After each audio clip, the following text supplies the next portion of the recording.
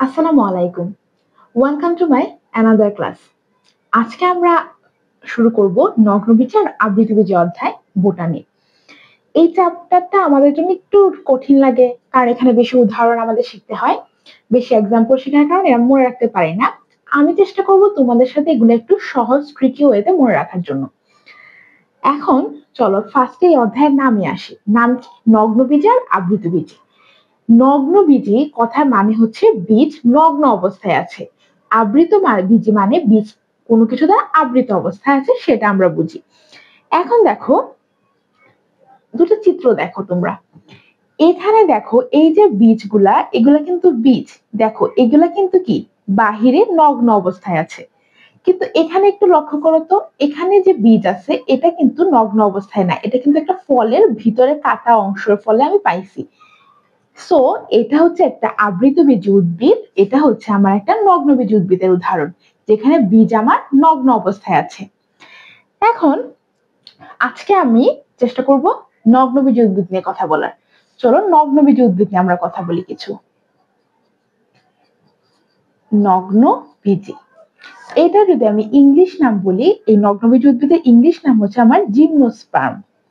Gymnosperm. এখন আসো এই শব্দটা আমার কোথা থেকে আসলো সেটা দেখি। এই যে জিমনোস, এতটুকু কথার মানে কি? জিমনোস শব্দের অর্থ হচ্ছে আমার নেক্ট বা নগ্ন, নেক্ট। আর এই যে আমার যে স্পার্মোস বা স্পার্ম যদি বলি আমি এখানে, স্পার্ম কথার মানে হচ্ছে আমার বীজ, মানে নেক্ট বীজ বা নগ্ন বীজ। এইভাবে মূলত শব্দটা নামকরণ এসেছে। এখন এই জিমনোস্পার্ম শব্দটি প্রথম কে ব্যবহার করেন? এটা ব্যবহার করেন আমাদের উদ্ভিদ বিজ্ঞানী থিওফ্রাস্টাস।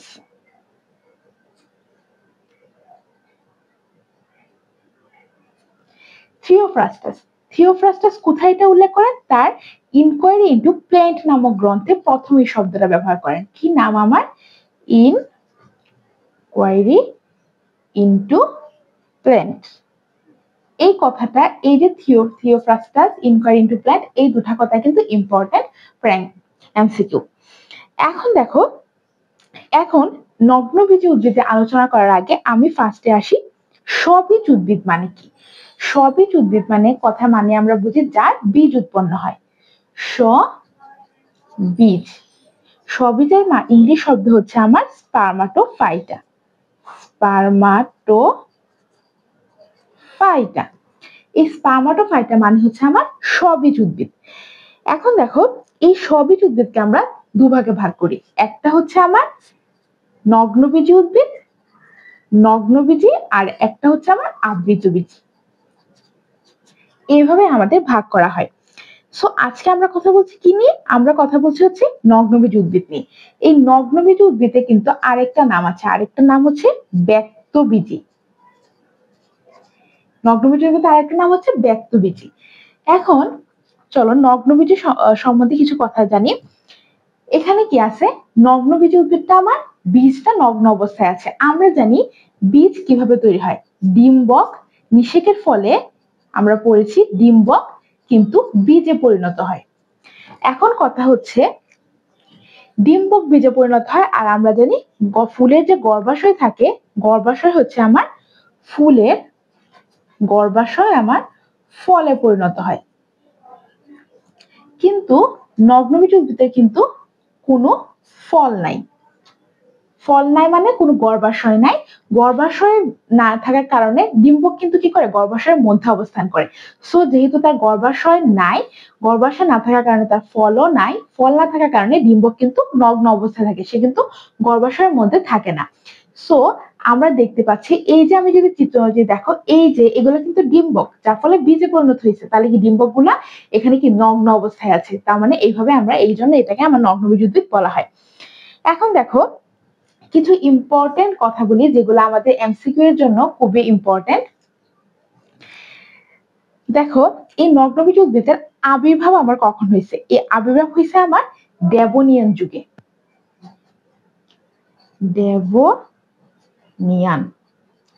ডেভোনিয়ান যুগে তার কি আবির্ভাব। বা উৎপত্তি। আর মেসোজোয়িক যুগে সে বিস্তৃতি লাভ করছে। মেসোজোয়িক।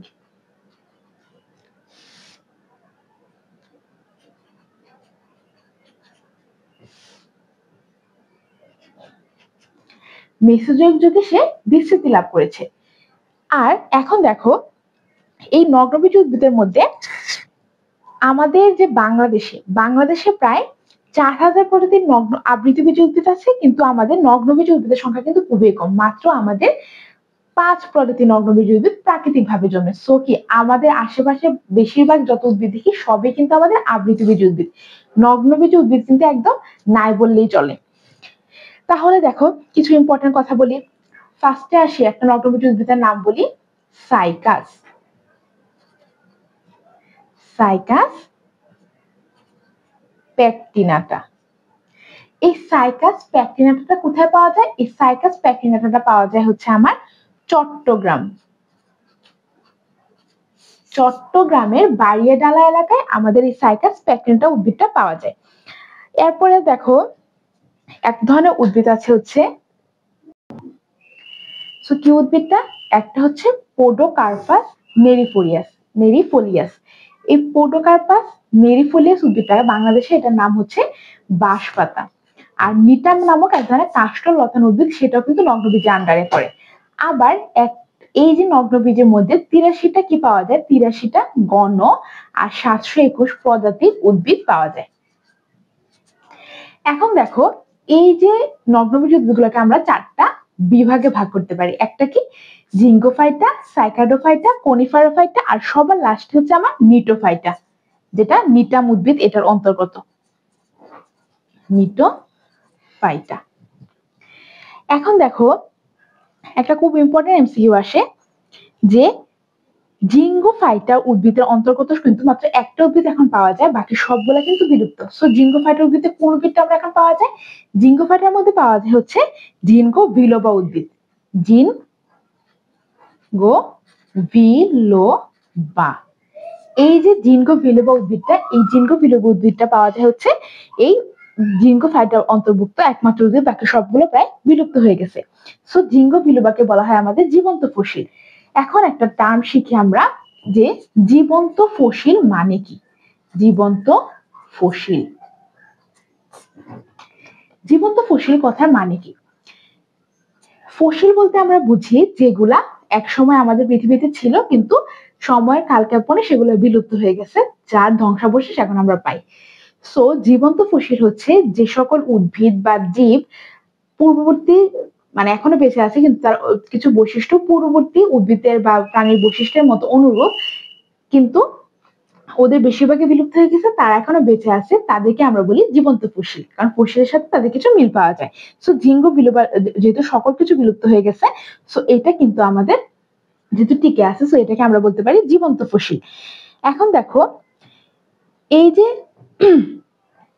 কনিফারোফাইটা গুলো কোথায় পাওয়া যায়? কনিফার এগুলো কিন্তু শীত প্রধান অঞ্চলে, কনিফারোফাইটা কি হয়? শীত প্রধান অঞ্চলে উত্তর গোলার্ধে এই কনিফারোফাইটার বিশাল বন পাওয়া যায়, মানে শীত প্রধান অঞ্চলে উত্তর গোলার্ধের মধ্যে এই উদ্ভিদটা পাওয়া যায়। আর দেখো পৃথিবীর সবচেয়ে উঁচু বৃক্ষর নাম কি? পৃথিবীর সবচেয়ে উঁচু বৃক্ষ, এটা এমসিকিউ প্রায় সময় আসে, সিকোয়া সেম্পারভিরেন্স। এই যে সিকোয়া সেম্পারভিরেন্স, এই যে উদ্ভিদটা, এই উদ্ভিদটা হচ্ছে পৃথিবীর সবচেয়ে উঁচু উদ্ভিদ। সবচেয়ে উঁচু উদ্ভিদ, তাহলে পৃথিবীর সবচেয়ে উঁচু উদ্ভিদ কোন উদ্ভিদের অন্তর্ভুক্ত? নগ্নবীজ উদ্ভিদের অন্তর্ভুক্ত। আর এগুলা কি উদ্ভিদ? এগুলো হচ্ছে কনিফার জাতীয় উদ্ভিদ, মানে হচ্ছে এই উদ্ভিদটা কি উদ্ভিদ? কনিফার জাতীয়, মানে কনিফার বিভাগের অন্তর্ভুক্ত। এগুলো শীত প্রধান অঞ্চলে পাওয়া যায়, কনিফার জাতীয় উদ্ভিদ। এখন দেখো পৃথিবীর ক্ষুদ্রতম নগ্নবীজ উদ্ভিদের নাম কি? পৃথিবীর ক্ষুদ্রতম নগ্নবীজ উদ্ভিদের নাম হচ্ছে আমার জামিয়া। জামিয়া নামক উদ্ভিদটা হচ্ছে পৃথিবীর ক্ষুদ্রতম নগ্নবীজ উদ্ভিদ। এখন দেখো আরেকটা খুব ইম্পর্টেন্ট জিনিস হচ্ছে, এই যে জিঙ্গোফাইটা নিয়ে কিছু ইম্পর্টেন্ট কথা আছে। জিঙ্গোফাইটার মধ্যে জিঙ্গোফাইটা উদ্ভিদের মধ্যে, সরি আমি জিঙ্গোফাইটা বলছি, জিঙ্গো না, নিটোফাইটা হবে। নিটোফাইটা উদ্ভিদ নিয়ে কিছু কথা আছে, দেখো কি বললাম।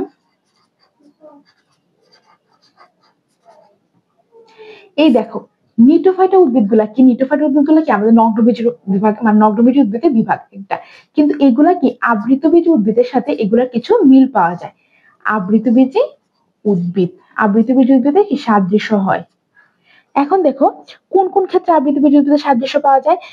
সবচেয়ে নগ্নবীজ উদ্ভিদের একটা সবচেয়ে ইম্পর্টেন্ট বৈশিষ্ট্য হচ্ছে নগ্নবীজ উদ্ভিদের শুক্রাণু কি, নগ্নবীজ উদ্ভিদের শুক্রাণু হচ্ছে আমার ফ্লাজেলা যুক্ত, শুক্রাণু আমার ফ্লাজেলা যুক্ত, ফ্লাজেলা যুক্ত শুক্রাণু পাওয়া যায় আমার। এটা হচ্ছে আমাদের নগ্নবীজ উদ্ভিদের একটা বৈশিষ্ট্য। কিন্তু এই যে নিটোফাইটার অন্তর্ভুক্ত যে উদ্ভিদগুলা তাদের কি শুক্রাণু কি আমাদের ফ্লাজেলা বিহীন, এটা কিন্তু একটা ভিন্ন একটু ব্যতিক্রমধর্মী, শুক্রাণু ফ্লাজেলা বিহীন, ফ্লাজেলা বিহীন। এই যে শুক্রাণু ফ্লাজেলা বিহীন বা নিশ্চল, এটা কার উদাহরণ, এটা কিন্তু আমাদের আবৃতবীজ উদ্ভিদের উদাহরণ। এটা হচ্ছে আমার আবৃতবীজ উদ্ভিদের একটা বৈশিষ্ট্য। আবার এই যে নগ্নবীজ উদ্ভিদগুলোর মধ্যে কিন্তু সুগঠিত ভেসেল থাকে না, ভেসেল বা সুগঠিত ভাস্কুলার টিস্যু, ভাস্কুলার টিস্যু বা ভেসেল টিস্যু থাকে না, মানে কি, মানে এখানে আমার জাইলেম আর ফ্লুয়েম যে ভাস্কুলার টিস্যু গুলো আছে তারা কি সুগঠিত নয়, তাদের কিছু একটা কোষের সংখ্যা কম আছে।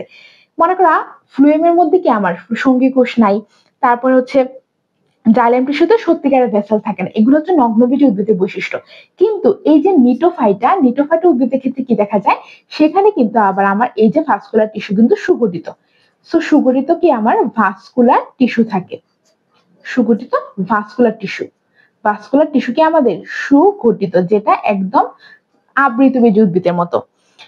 আরেকটা খুব ইম্পর্টেন্ট কথা হচ্ছে এই যে নিটাম, নিটাম কিন্তু জিনোফাইট মানে নিটোফাইটের অন্তর্ভুক্ত। এই নিটোফাইটের অন্তর্ভুক্ত নিটামের পাতাও কিন্তু আমাদের আবৃতবীজ উদ্ভিদের মতো, পাতাও আবৃতবীজ উদ্ভিদের মতো। এইভাবে কিন্তু আবৃতবীজ উদ্ভিদের মধ্যে মিল পাওয়া যায়। আরেকটা খুব ইম্পর্টেন্ট জিনিস হচ্ছে এই যে নিটোফাইটার অন্তর্গত একটা উদ্ভিদ হচ্ছে আমার ইফেড্রা। এই ইফেড্রা, ইফেড্রা উদ্ভিদে কি আমার দ্বিনিষেক দেখা যায়।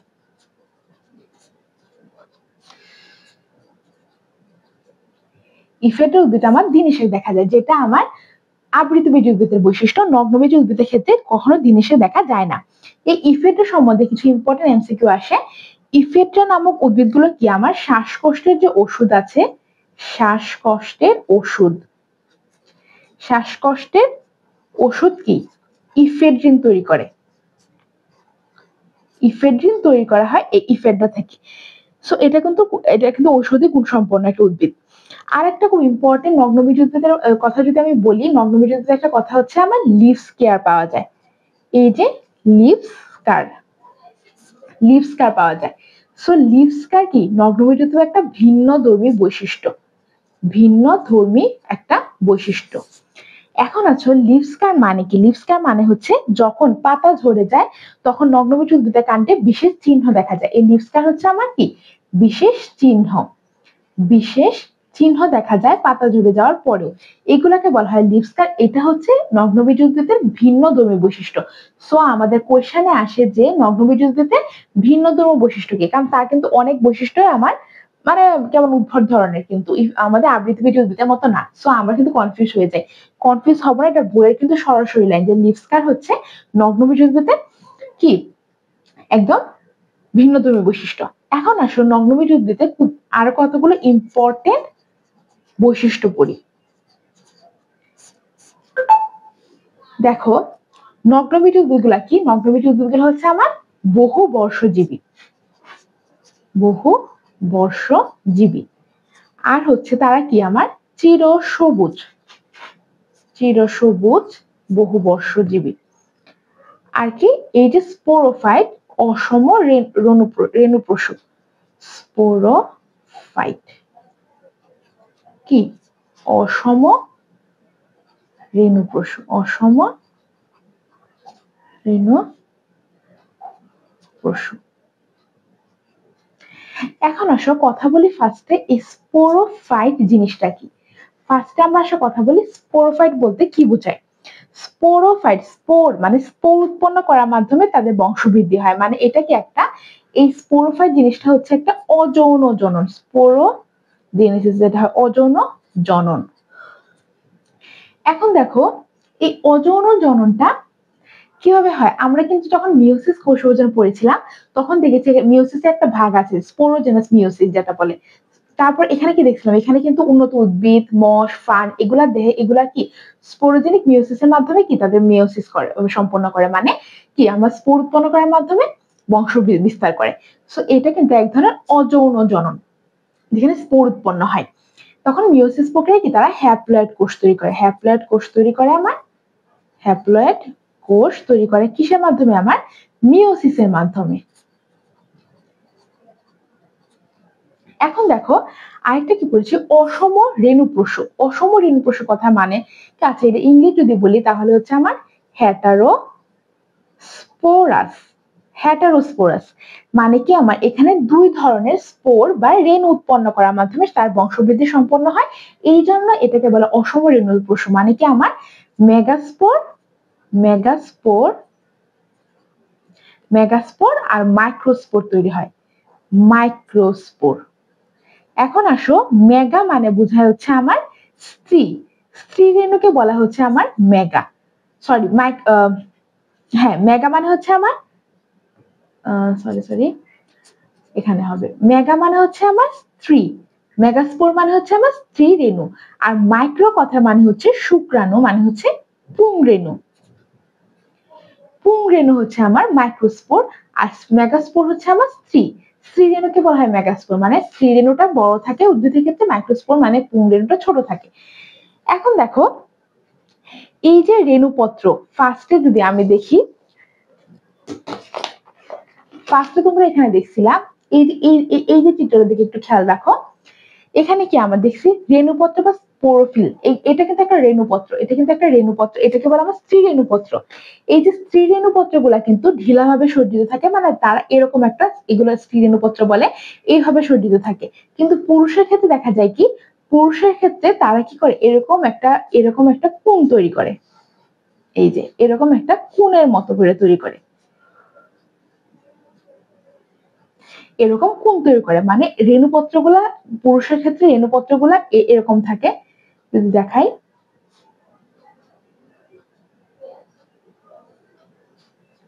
এই যে এরকম থাকে রেণুপত্রগুলা, তখন এগুলা কি এরকম একসাথে হয়ে এরকম কোণের মতো একটা গঠন তৈরি করে। তাহলে কি এই কোণের মতো গঠনটাকে আমরা কি বলি? পুংস্ট্রোবিলাস বলি। পুংস্ট্রোবিলাস,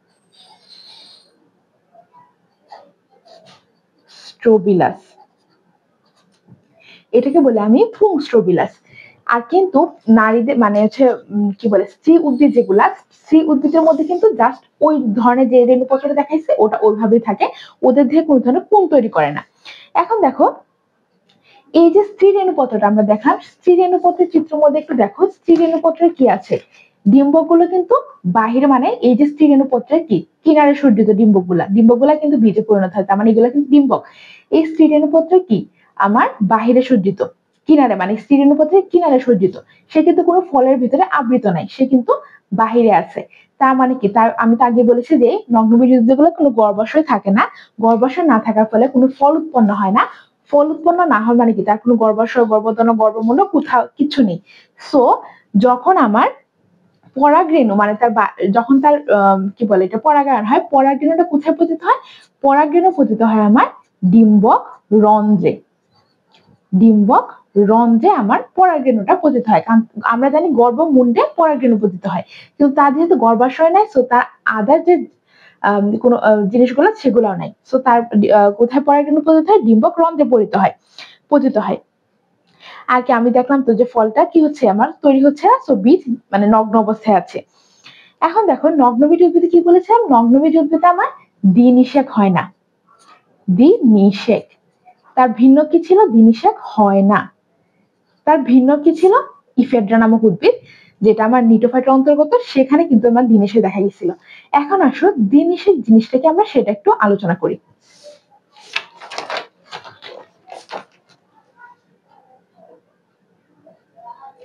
এই দ্বিনিষেকটা বোঝার জন্য চলো ফার্স্টে আমরা একটা চিত্র অঙ্কন করি, তাহলে এটা ক্লিয়ার ভাবে বোঝানো যাবে। এটা কিন্তু আমাদের ক্লাস 10 এর পড়াশোনা।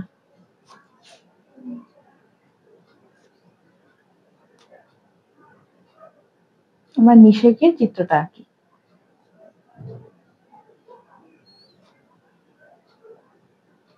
আমাদের ক্লাস 10 এর পড়াশোনা, তাও আমি একটু এখানে আলোচনা করছি যাতে আমাদের বিষয়গুলো মানে যাদের একটু ক্লিয়ার নাই তাদের একটু ক্লিয়ার হয়ে যায়।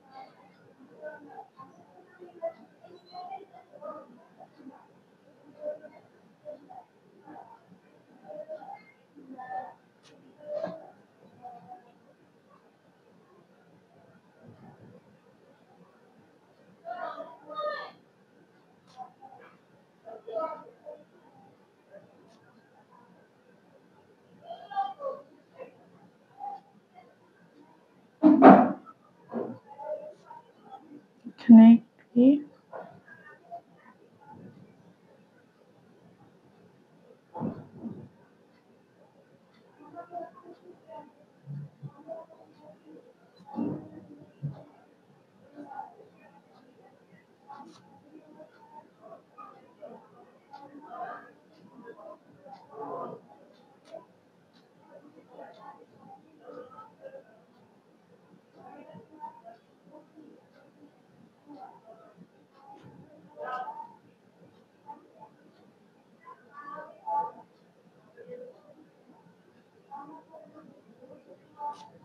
দেখো এরকম কিছুটা কিন্তু একটা নিষেকের চিত্র আমরা ক্লাস 10 এর বইয়ে পড়েছি। সো এখানে দেখো আমি কি বোঝাতে চেষ্টা করছি, ফার্স্টে কি আসে দেখো, এখানে কি আমার পরাগ রেণু, পরাগ রেণু, আর যে গর্ভমুণ্ড, আর কি এটা আমার পরাগ নালিকা, পরাগ নালিকা, গর্ভমুণ্ড তাহলে হচ্ছে পরাগ নালিকা, আর এটা কি আমার ডিম্বক। আর এইগুলা কি আমার পুংগ্যামেট, পুংগ্যামেট, আর এটা আমার গর্ভাশয়। এখন আসো আমি যদি দ্বিনিষেকটা আলোচনা করি, দ্বিনিষেক মানে কি? দ্বিনিষেক মানে হচ্ছে এই যে দুটো পুংগ্যামেট কি করে, এই যে দুটো পুংগ্যামেট এখানে আছে, যে এই দুটো পুংগ্যামেটের মধ্যে দুটি পুংগ্যামেট একটা স্ত্রী গ্যামেটোফাইটের সাথে মিলিত হয়। এই দুটো পুংগ্যামেটকে আমার একটা স্ত্রী গ্যামেটোফাইটের সাথে মিলিত হবে, একটা স্ত্রী গ্যামেটোফাইট, গ্যামেটোফাইট। দুইটা পুংগ্যামেট, এই যে দুইটা পুংগ্যামেটকে আমার একটা স্ত্রী গ্যামেটোফাইটের সাথে মিলিত হবে। সো কিভাবে হবে দ্বিনিষেক প্রক্রিয়াটা, কিভাবে হয়? ফার্স্টে কি আমার এই পরাগরেণু কি করে, ফুলের গর্ভমুণ্ডে পতিত হয়। এই দেখো পরাগরেণু কোথায় পতিত হয়েছে, আমার এই যে গর্ভমুণ্ডটা আছে ফুলের গর্ভমুণ্ডে পতিত হয়েছে হচ্ছে আমার এই পরাগরেণু। ফার্স্টে আমার এভাবে শুরু হয়, পরাগরেণু ফুলের গর্ভমুণ্ডে পরিণত হয়। গর্ভমুণ্ডে পতিত হওয়ার পরে কি হয়, এটা তারপরে কি অঙ্কুরিত হয়ে কি আমার এই যে পরাগ নালী গঠন করছে। এই গর্ভমুণ্ড থেকে কি এটা অঙ্কুরিত হয়ে আমার পরাগ নালীকে গঠন করে। তারপর এই পরাগ নালিকার মাধ্যমে দুটো পুংগ্যামেট ডিম্বকের মধ্যে প্রবেশ করে। এই যে দুটো পুংগ্যামেট দেখো, এটা কিন্তু আমার ধীরে ধীরে ডিম্বকের মধ্যে প্রবেশ করবে। এই দুটো পুংগ্যামেট ডিম্বকের মধ্যে প্রবেশ করে কিসের দ্বারা, আমার এই পরাগ নালিকা দ্বারা। তারপরে কি একটা পুংগ্যামেট আমার ডিম্বাণুর সাথে মিলিত হবে। দেখো একটা জিনিস, যে একটা পুংগ্যামেট আমার ডিম্বাণুর সাথে মিলিত হয়, একটা পুংগ্যামেট আমার ডিম্বাণুর সাথে মিলিত হয় কি করে, জাইগোট তৈরি করে। তাহলে কি আমার একটা পুংগ্যামেট তৈরি করবে, একটা পুংগ্যামেট, পুংগ্যামেট, একটা পুংগ্যামেট কি করবে, ডিম্বাণুর সাথে মিলিত হবে। ডিম্বাণুর সাথে একটা পুংগ্যামেট প্লাস যদি একটা ডিম্বাণু আঁকি, তাহলে আমার কি হচ্ছে, জাইগোট হচ্ছে, জাইগোট তৈরি হচ্ছে। আর অপর পুংগ্যামেটটি সেকেন্ডারি নিউক্লিয়াসের সাথে মিলিত হয়ে ট্রিপ্লয়েড শস্য নিউক্লিয়াস উৎপন্ন করে। মানে আরেকটা পুংগ্যামেট কি করে, আমার সেকেন্ডারি নিউক্লিয়াসের সঙ্গে মিলিত হয়, সেকেন্ডারি নিউক্লিয়াসের সঙ্গে মিলিত হয়ে কি করে, সে ট্রিপ্লয়েড নিউক্লিয়াস গঠন করে।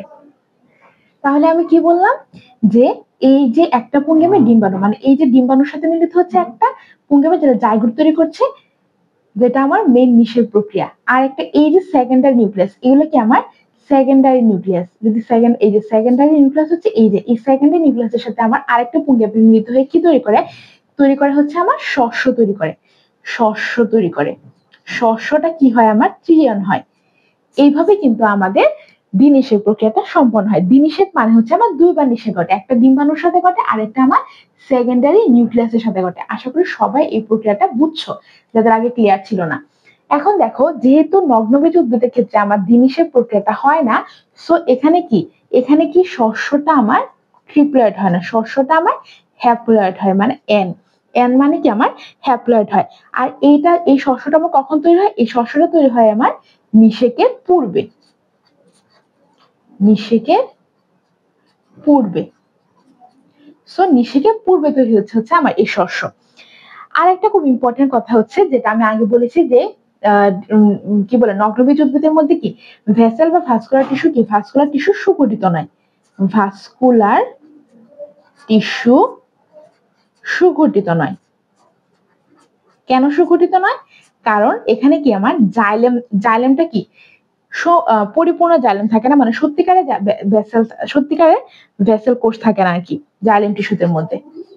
এই জাইলেমের মধ্যে আমরা জানি ভাস্কুলার টিস্যু দ্বারা গঠিত, ভাস্কুলার টিস্যুর মধ্যে কি আমার জাইলেম আর ফ্লুয়েম দ্বারা গঠিত। জাইলেমের মধ্যে সত্যিকার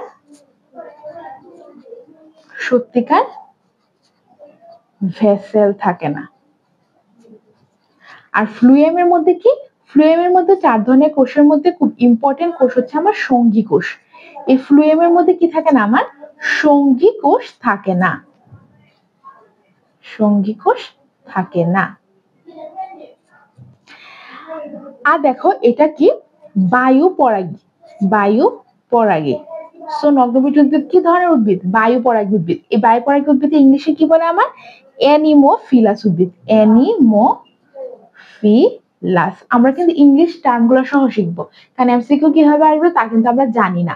সো কি আমার অ্যানিমোফিলাস উদ্ভিদ হচ্ছে নগ্নবীজ উদ্ভিদ, মানে কি আমার বায়ু পরাগী উদ্ভিদ। এখন আসো বায়ু পরাগী উদ্ভিদের মধ্যে ফুলগুলো মূলত কিরকম থাকে? এই ফুলগুলো কি আমার আকারে ছোট বা হালকা থাকে। দেখলামই তো এখানে ফুলগুলো কি সুগঠিত না, মানে গর্ভবন্ধন কিছু থাকে না, তারপরে ফুলগুলো কি একদম ছোট থাকে। আর কি এগুলোর মধ্যে কোনো সুগন্ধ হয় না, সুগন্ধ হয় না, আর কি আমার মধুর মধ্যে থাকে না এই ফুলগুলোর মধ্যে। আচ্ছা, এখন আসো এখানে খুব ইম্পর্টেন্ট একটা জিনিস হচ্ছে, এই নগ্নবীজ উদ্ভিদে স্ত্রী অঙ্গের মধ্যে আর কি গনিয়া সৃষ্টি হয়? আর কি গনিয়া, আর কি গনিয়া সৃষ্টি হয়? এখন কথা হচ্ছে এই আর্কিগোনিয়া মানে কি? আর্কিগোনিয়া কথা এটা হচ্ছে একটা নগ্নবীজ উদ্ভিদের আদি বৈশিষ্ট্য, কারণ এটা কিন্তু আবৃতবীজ উদ্ভিদে নাই। সো এটা কিন্তু ফার্ন উদ্ভিদে পাওয়া যায়, কিছু শৈবালে পাওয়া যায় আর্কিগোনিয়া। এটা কিন্তু একটা আদি বৈশিষ্ট্য, কোনো উন্নত উদ্ভিদে উন্নত বৈশিষ্ট্য কিন্তু এটা না। সো গনিয়ামটা কি? আসলে আমরা একটা আর্কিগোনিয়াম সম্বন্ধে কথা বলি।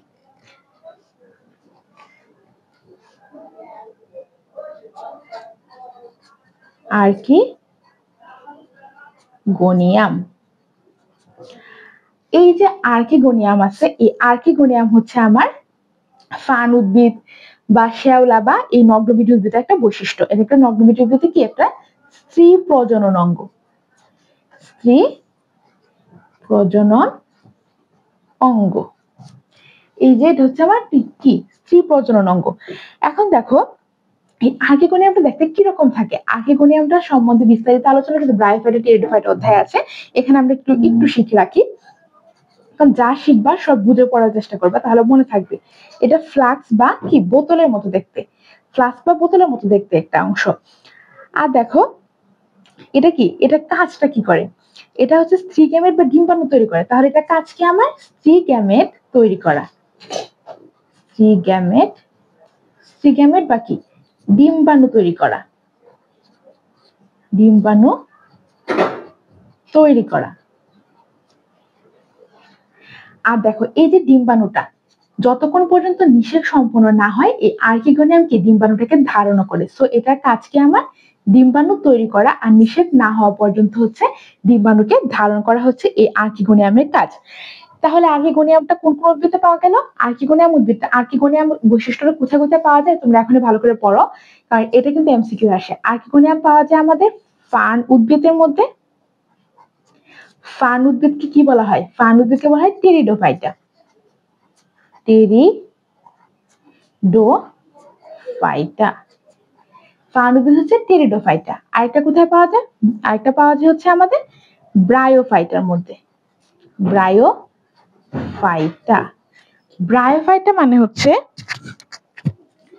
শেওলা বা শৈবাল,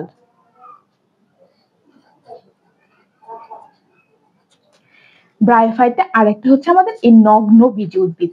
সো আর্কিগোনিয়াম কাদের বৈশিষ্ট্য? টেরিডোফাইটা, ব্রায়োফাইটা, নগ্নবীজী উদ্ভিদের বৈশিষ্ট্য হচ্ছে আর্কিগোনিয়াম। সো যৌন প্রজননের জন্য কিন্তু আর্কিগোনিয়াম, এইসব উদ্ভিদের ক্ষেত্রে আর্কিগোনিয়ামটা যৌন প্রজননের জন্য খুব মানে খুবই ইসেনশিয়াল মাধ্যম স্ত্রী প্রজনন, মানে স্ত্রী অঙ্গের জন্য, কারণ এটা কি স্ত্রী প্রজনন অঙ্গ। এইসব উদ্ভিদের স্ত্রী প্রজনন অঙ্গকে বলা হয় আমার আর্কিগোনিয়াম। এই ছিল আমার আর্কিগোনিয়াম সম্বন্ধে কথা। আর আমরা একটা খুব ইম্পর্টেন্ট জিনিস পড়েছি যে লিভ স্কেয়ার হচ্ছে নগ্নবীজ উদ্ভিদের ভিন্নধর্মী বৈশিষ্ট্য, আগে আলোচনা করেছি। আরেকটা খুব ইম্পর্টেন্ট কথা হচ্ছে নগ্নবীজ উদ্ভিদের ক্ষেত্রে জীবনচক্রে অসম আকৃতির যৌনক্রম বিদ্যমান। কি বলেছি? অসম আকৃতির যৌনক্রম।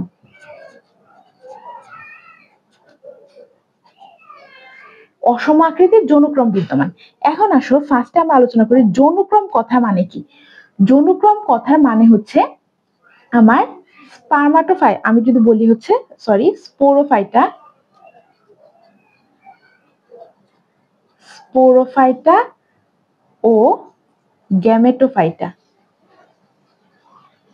গ্যামেটোফাইটা, অথবা যদি আমি বলি ডিপ্লয়েড আর হ্যাপ্লয়েড, এগুলা যদি চক্রাকারে আবর্তনকে মেনলি বলা হয় আমার যৌনক্রম। এগুলা চক্রাকারে আবর্তন করলে তাকে আমি বলি হচ্ছে যৌনক্রম। এখন কথা হচ্ছে যে স্পোরোফাইটা আর গ্যামেটোফাইটা মানে কি। আমি আগে বলেছি যে নগ্নবীজ উদ্ভিদ কি স্পোরোফাইট, মানে তার বডিতে কি স্পোরোফাইট গ্যামেটোফাইট দুটাই থাকে। গ্যামেটোফাইটটা হচ্ছে আমার সংক্ষিপ্ত, এই কারণে এইসব উদ্ভিদে স্পোরোফাইট উদ্ভিদ বলা হয়। এখন দেখো স্পোরোফাইট জিনিসটাকে আমি বলেছি স্পোর উৎপন্নের মাধ্যমে যে তারা বংশবৃদ্ধি করে, মেগাস্পোর মাইক্রোস্পোর দেখলে এটা কি একটা অযৌন জনন পদ্ধতি। স্পোর হচ্ছে আমার অযৌন জনন পদ্ধতি। এই অযৌন জনন পদ্ধতি এটা কি ডিপ্লয়েড প্রকৃতির কোষের মধ্যে হয়, মানে 2n, এটা হচ্ছে ডিপ্লয়েড প্রকৃতির কোষের মধ্যে হয় স্পোরোফাইটটা। এখন দেখো গ্যামেটোফাইট মানে কি। গ্যামেটোফাইট কথা হচ্ছে এটা কিন্তু হ্যাপ্লয়েড প্রকৃতির। গ্যামেটোফাইটটা কিন্তু আমার হ্যাপ্লয়েড প্রকৃতির, অর্থাৎ এক কোষে কি আমার ক্রোমোজোম সংখ্যা কি, ক্রোমোজোম কি আমার এক্স এর ক্রোমোজোম থাকে। গ্যামেটোফাইটা থেকে কি তৈরি হয়? গ্যামেটোফাইটা থেকে আমার গ্যামেট তৈরি হয়। গ্যামেট তৈরি হচ্ছে এই গ্যামেটোফাইটা থেকে। তারপরে কি এই গ্যামেট, যে দুটো গ্যামেট তৈরি হয়, এই গ্যামেট গুলো মিলিত হয়ে কি আমার জাইগোট তৈরি করে, জাইগোট তৈরি করে। এই জাইগোট থেকে কি আমার পরবর্তীতে নতুন স্পোরোফাইটিক উদ্ভিদ তৈরি হয়। এই যে আলোচনাটা, এটা কিন্তু আমার ব্রায়োফাইটা টেরিডোফাইটা অধ্যায়ে পড়া।